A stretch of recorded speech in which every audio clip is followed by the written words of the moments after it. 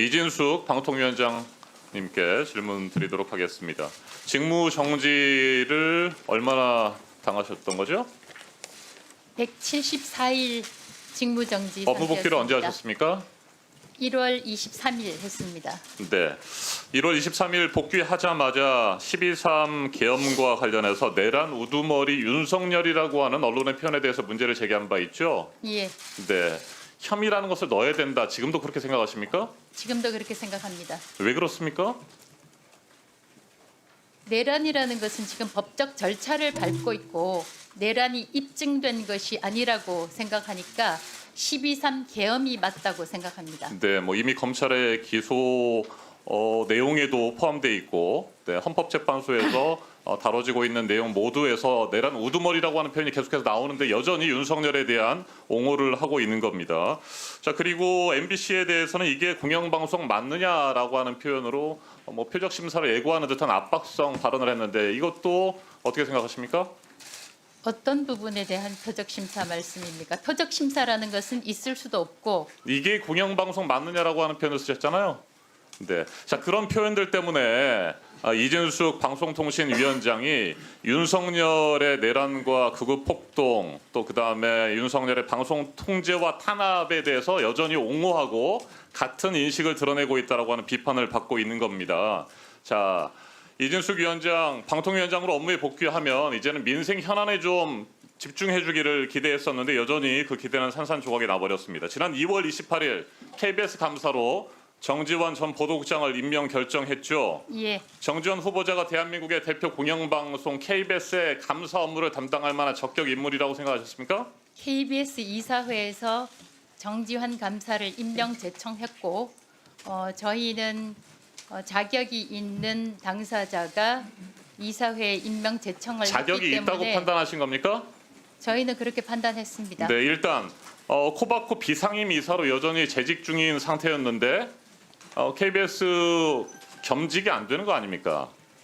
겸직이 안 되어서 사퇴를 한 걸로 알고 있습니다. 네, 사퇴가 되는 즉시 겸직 규정이 명확하게 돼 있는 상태에서 네, 감사 임명을 강행한 것이고요.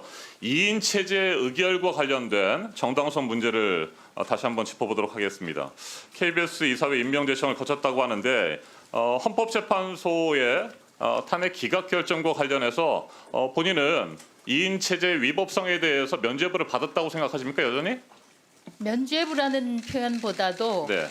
헌법재판소에서는 각하, 기각, 인용 3개의 판결이 있고 저는 기각 판정을 받았습니다. 네, 자, 그 파면 결정과 관련해서 그런 결정을 내렸지만 헌법재판소는 여전히 2인 체제 위법성에 대해서 강력하게 지적을 했었던 상태입니다.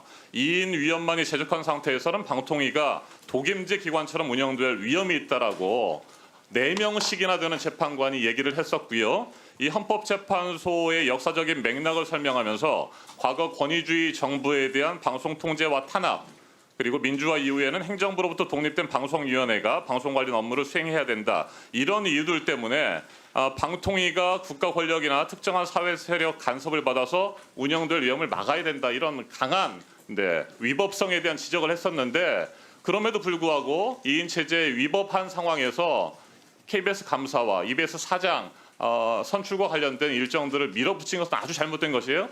이런 지적에도 불구하고 550일 넘게 국회에서 3인의 방송통신위원회 상임위원을 추천하지 않은 것에 대해서 다시 한번 3명에 대해서 추천해 주실 것을 요청합니다. 네, 그럼요. 만약에 5명이 있는 잠깐만요. 상태에서 됐습니다. 2명만 했다면 제가 문제가 있겠지만 2명밖에 없는 상황이었고 2명으로 상임위원회를 열 수가 있게 돼 있습니다. 네, 윤석열 정권에서 계속해서 선별적인 임명, 선별적인 인사 처리를 해왔기 때문에 그걸 지금도 우리는 믿을 수가 없는 것입니다. 기형적인 2인 체제에서 독임제 기관처럼 운영되고 있고 이 부분에 대해서는 헌법재판소뿐만 아니라 행정법원에서도 끊임없이 위법성 문제를 제기했던 겁니다. 자, 방통위원장의 권한 행사, 방송의 공익성과 공공성에 대한 국민의 신뢰를 심각하게 훼손한 상태에서 더 이상 우리 국민들은 이진숙 방통위를 믿을 수 없는 상황이에요. 이런데 2인 체제의 위법성이 여전히 남아있는 상태에서 정지원 KBS 감사를 임명했다는 겁니다. 앞서 말씀드린 것처럼 코바코 비상임 이사를 겸임하고 있는 상태에서 무리하게 했다는 것이고 제대로 검증도 하지 않았다는 것이죠. 자, 두 번째 후보자의 적절성 부분에 대해서 얘기를 좀 해보겠습니다. 정지원 후보자, 정지원 감사, 2015년 고대영 사장 체제 첫 보도국장, 박근혜 국정농단 사태 당시에 일선 기자들의 취재 요구를 묵살하고 보도를 가로막은 인물입니다.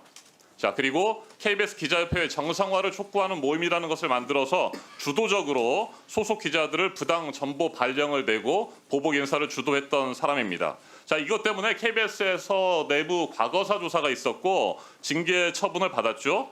2020년 재심을 거치긴 했습니다만 정직 6개월의 처분을 받은 그런 장본인 아니겠습니까? 사측을 상대로 징계 처분 무효 확인 소송을 제기했는데 이에 대해서도 1심에서 패소한 바가 있습니다.